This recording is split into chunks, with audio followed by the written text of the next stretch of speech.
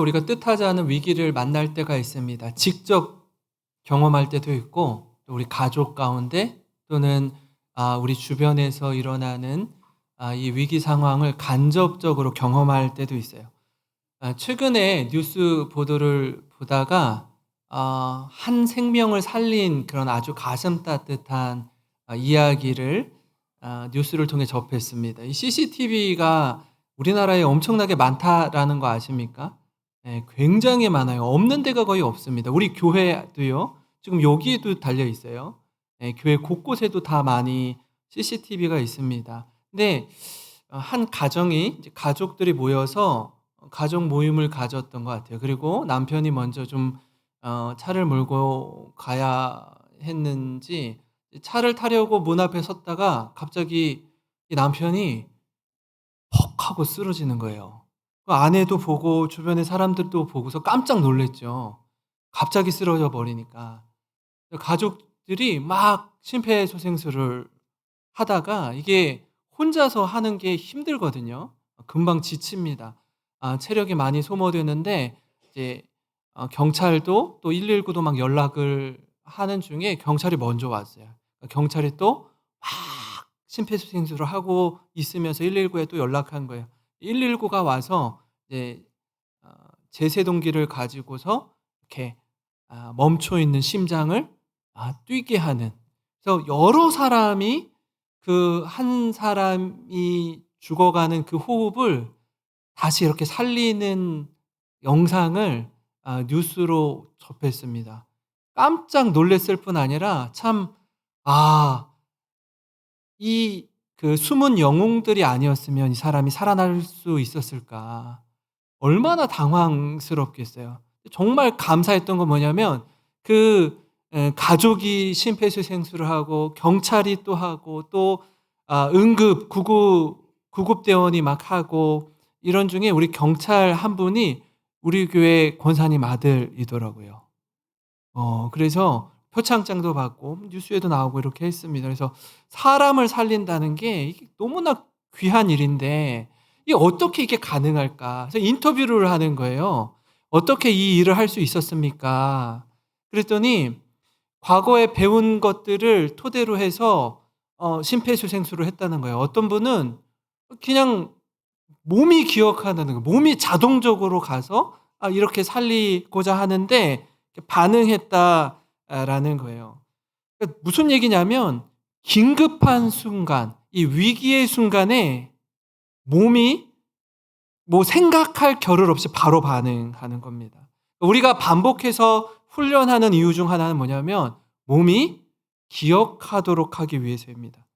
중요한 때 어쩔 줄 몰라서 이거 어떻게 해야 되지? 막 우왕좌왕할 겨를이 없어요. 바로 반응하지 않으면 생사가 오가는 순간이에요. 여러분 이때 침착하게 반응하고 대응할 수 있도록 훈련하고 또 훈련하는 겁니다. 군인들이 그렇죠. 군인들은요 훈련을 무한 반복해서 합니다. 이 정도 하면 괜찮은 것 같은데, 이 정도 하면 충분할 것 같은데 계속해서 반복해요. 왜 그렇습니까? 전쟁 시에 위기의 때에 몸이 기억하고 반응하도록 하기 위해서입니다. 이게요, 저는 이제 2년 2개월 군 생활을 했는데 저희 아버지 세대는 3년을 했죠. 지금은 1년 반을 합니다. 매일 그렇게 하잖아요. 매일 그렇게 하다가도요, 전역하고 제대하고 이제 몇 달 지나면 그거 다 잊어버려요. 너무 잘하시네. 다 군대 갔다 오신 것 같아요. 다 잊어버려요. 다 잊어버려. 그래서 매일매일 반복해서 훈련하고 또 훈련하고 또 훈련하는 거예요. 오늘 말씀은요, 여러분 예수님의 십자가를 앞에 두고 두 부류의 사람들이 등장합니다. 하나는 대제사장과 서기관들이고 다른 하나는 예수님의 제자들이에요. 근데 이 두 부류가 행동하는 양상이 전혀 다릅니다. 한편은 어떻게 하면 예수님을 무슨 방도로 죽일까 궁리하고 또 궁리하고 또 궁리, 눈만 뜨면 묵상하는 것이 어떻게 하면 예수를 죽일까 하는 거였어요. 그런데 그냥은 못 죽입니다. 왜냐하면 당시에 예수님을 따르던 무리들이 너무 많은 거예요. 모든 사람들이 예수님을 주목하고 있는 상황에서 예수님을 죽일 수는 없어요. 사람들이 좀 없을 때, 따르던 무리들이 좀 집으로 돌아가서 쉬고 있을 때, 그러니까 가능한 한 자기 편들이 많을 때 예수님을 어떻게 해서든 해치려고 하는 겁니다. 보면은요, 예수는 두렵지 않은데 예수를 따르는 수많은 사람은 두려워하는 거예요. 마침 예수님의 제자들 가운데 한 사람이었던 가롯 유다가 대제사장들과 딜을 합니다. 거래를 해요. 그때 가롯 유다에게 사탄이 들어갑니다. 안타깝게도요, 예수님의 제자였던 유다가 배신합니다. 그러니까 배신은요, 멀리 있는 사람이 하지 않아요. 아주 가까이 있는 사람, 평소에 내게 잘 해주는 사람, 충분한 신뢰를 쌓고 있는 사람이 배신합니다. 그래서 제가 목회를 하면서 이제 선배 목사님들에게 가장 많이 들었던 이야기 중에 하나가 뭐냐면, 김 목사에게 가장 잘해주는 사람 조심해야 돼. 여러분, 이건 목회자들 안에서 이야기하는 거예요. 가장 잘해주는 성도를 조심해야 돼 라고 얘기하는 거예요. 왜냐하면 그분이 당신을 배신할 가능성이 가장 높은 사람이야. 이거는 영업 비밀인데 가르쳐 드리는 건데, 왜냐하면 좋을 때는요 한없이 좋지만 돌아서면 가장 무서운 사람으로 돌변한다는 거예요. 그만큼 목회자에 대한 기대가 크기 때문에 그래요. 기대가 큰 만큼 뭐도 커요? 왜 이렇게 잘하세요? 실망도 커요. 너무나 많이 기대를 했기 때문에 실망도 커요. 여러분, 이에 대한 숱한 경험치가 있습니다. 수많은 증인들이 그렇게 이야기해요. 예수님도 그랬어요. 예수님도. 가룟 유다가 12 제자 중에서 뭘 담당하던 사람이었다고요? 네, 재정을 정말 많이, 누가 가르쳤는지 이렇게 잘. 재정을 담당했어요. 회계를 담당했어요. 회계는요, 아무에게나 재정을 담당하지 않습니다. 굉장히 신뢰할 만한 사람에게 맡기는 거예요. 그런데 그 예수님의 12 제자 중에 재정을 담당했던 가룟 유다가 배신하는 겁니다. 여러분, 오늘 내게 주시는 말씀 첫째는 뭐냐면요, 민감할 때 민감하고 둔감할 때 둔감하라는 거예요. 대제사장들과 서기관 그리고 가롯 유다는 어떻게 해서든지 예수님을 죽이는데 온 마음을 쏟습니다. 예수님의 일거수일투족을 바라보는데 이 모든 게 다 눈에 거슬려요. 예수님을 마치 눈의 가시처럼 여기는 겁니다. 자신들의 권위에 대해서 도전할 뿐 아니라 신성 모독과 성전 모독을 한다라고 여겼습니다. 그래서 어떻게 해서든지 좀 이 기득권을 자신들이 유지해야겠고, 또 그러다 보니 예수님이 자신들의 심기를 계속 불편하게 건드리고 하니까 예수를 죽이고자 했습니다. 종교 지도자인 저들이 예수님의 12 제자 중 회계를 담당했던 유다의 관심은 예수님을 죽이는 데 혈안이 되어 있었어요. 예수님을 죽이려고 했던 그 절기가 어떤 날이었어요? 유월절이었습니다. 유월절이었어요. 오늘 말씀 1절, 2절에 보시면 이렇습니다. 유월절이라 하는 무교절이 다가오매 대제사장들과 서기관들이 예수를 무슨 방도로 죽일까 궁리하니 이는 그들의 백성을 두려워함이었더라. 유월절은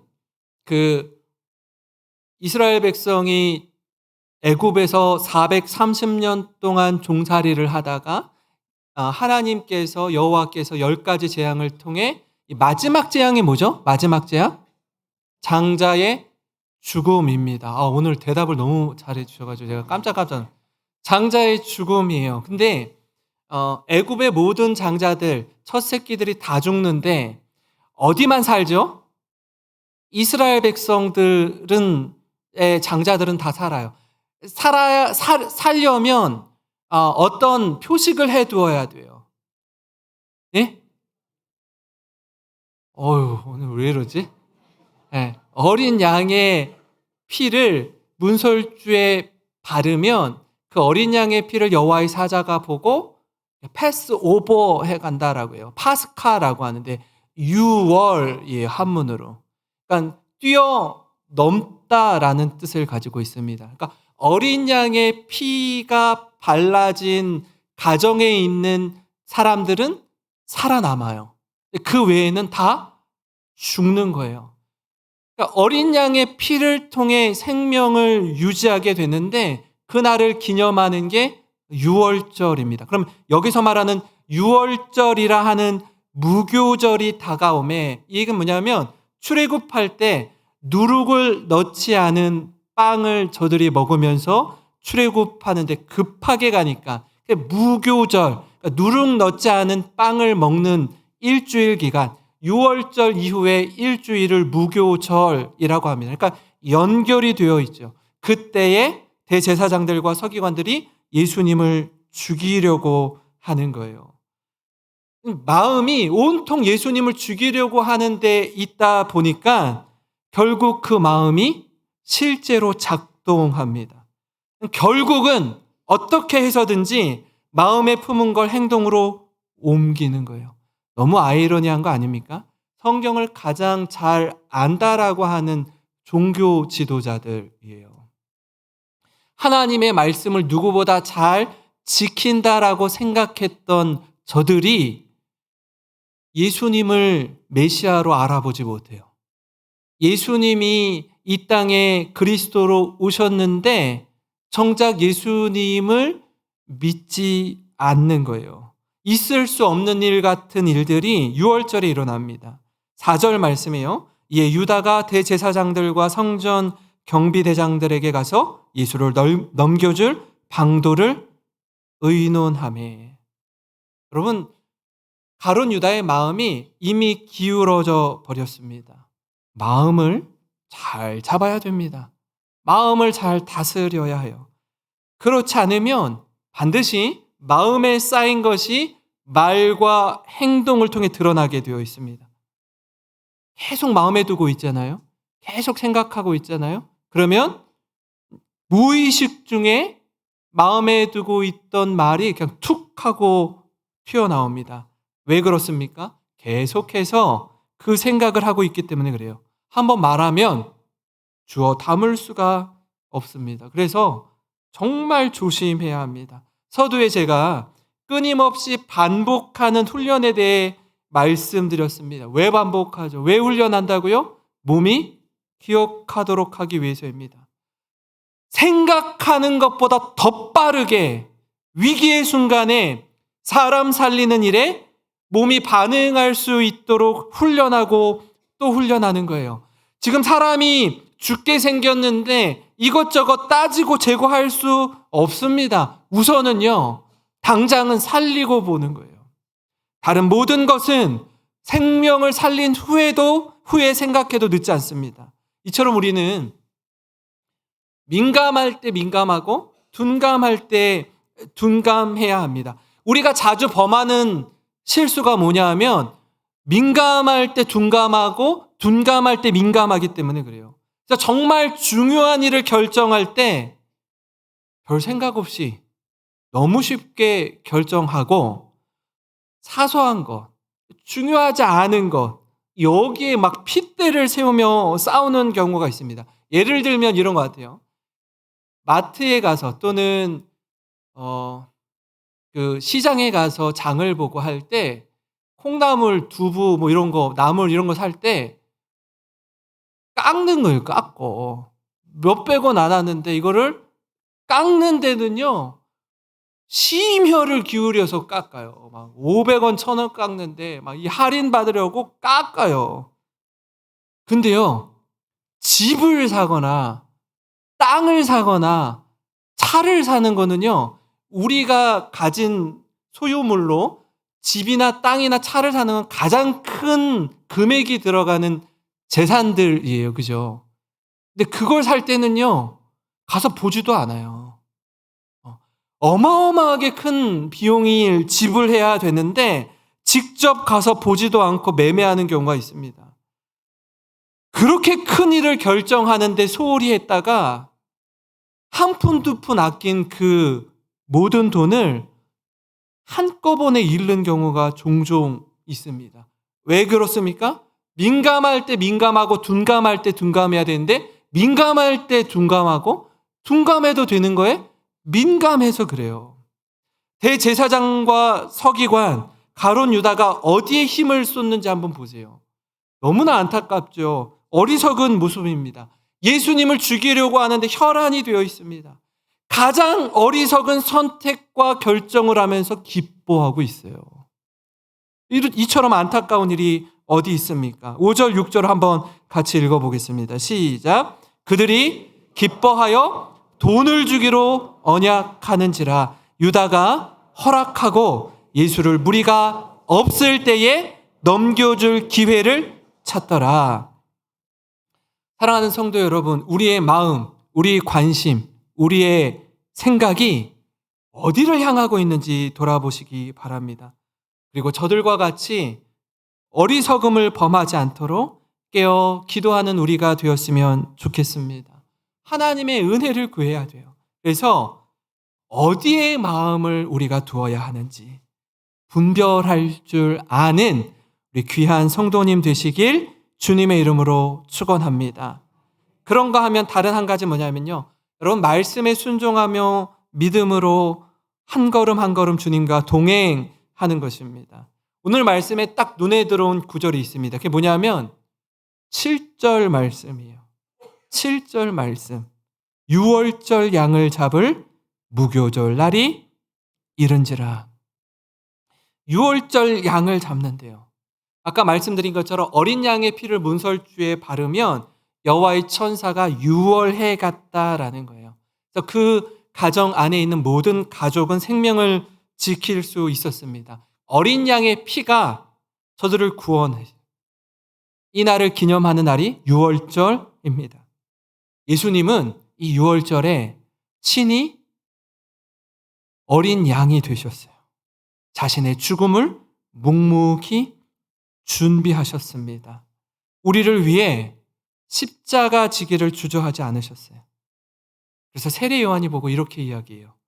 요한복음 1장 29절인데 우리 같이 한번 읽겠습니다. 시작. 이튿날 요한이 나오심을 보고 이르되 보라 세상 죄를 지고 가는 하나님의 어린 양이로다. 아멘. 예수님은요 친히 유월절 어린 양이 되셨습니다.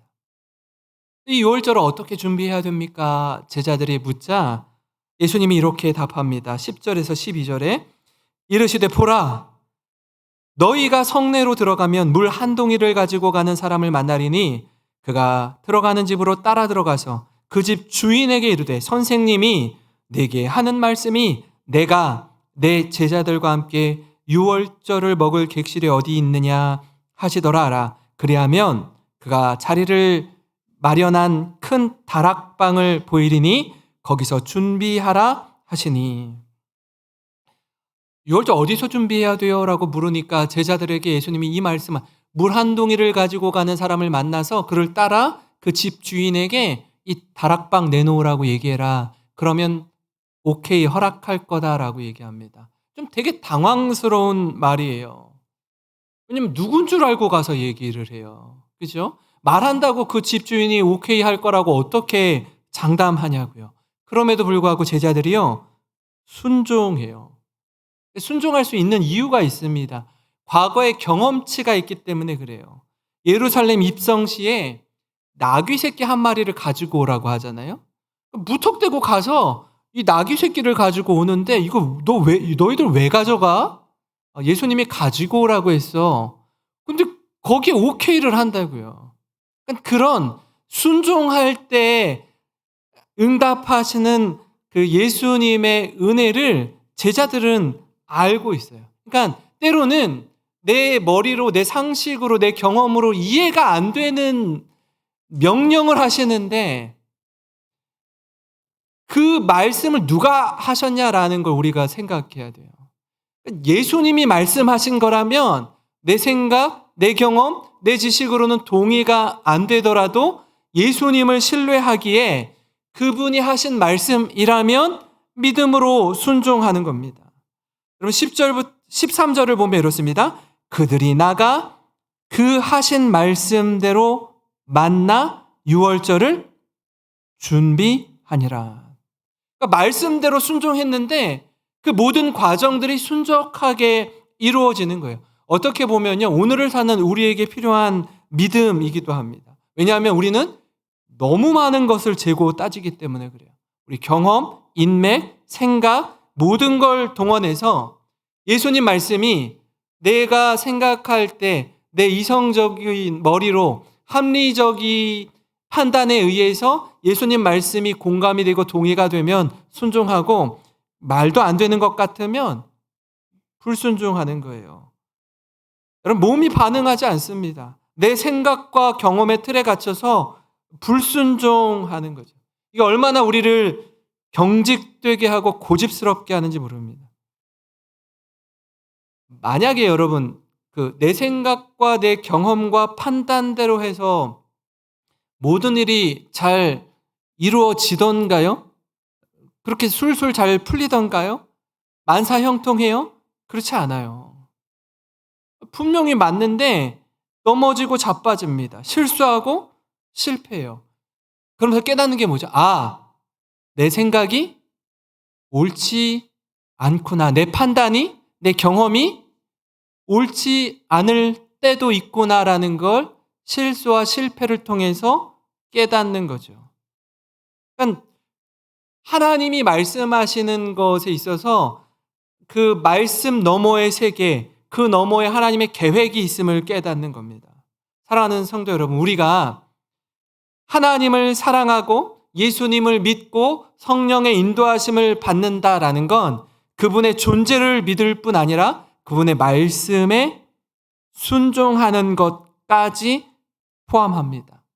내 생각, 내 경험을 뛰어넘어 일하시는 하나님, 우리가 미처 생각하지 못한 하나님의 이런 큰 그림이 있다라는 걸 인정하고 순종하는 것입니다.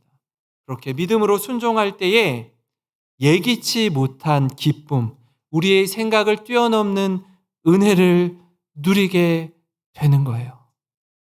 저는 우리 교회 모든 성도님들이 하나님의 말씀이라면 때로는 내 생각과 내 지식과 경험과 인맥을 총동원해서라도 이해되지 않는다라고 할지라도 예수님의 제자들처럼 그분의 말씀에 전적으로 순종하는 우리 모든 성도님 되시길 주님의 이름으로 축원합니다. 같이 기도